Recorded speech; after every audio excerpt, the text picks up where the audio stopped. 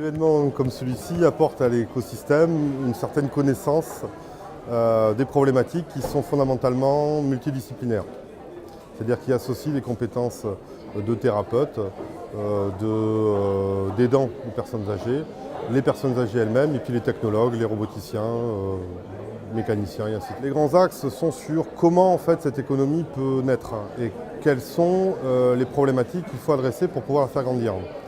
Notamment sur l'assistance soit aux personnes âgées, soit aux aidants, et quels différents types de robots en fait on peut avoir. Robots compagnons, ou robots d'assistance, ou robots de service. On ne parle pas assez de robots de service, ce sont des robots qui sont de plus en plus utilisés. Il y a une vraie économie en fait qui s'installe.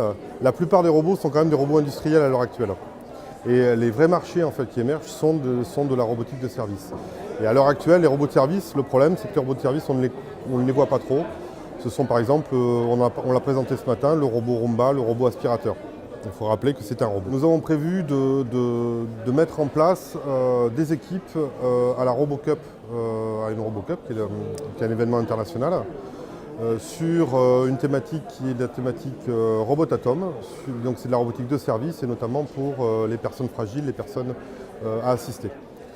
Donc ça va nous permettre de fédérer non seulement les étudiants, les universités, donc de décloisonner les différents niveaux, mais aussi avec des entreprises qui vont servir de support technologique pour ce type d'événement.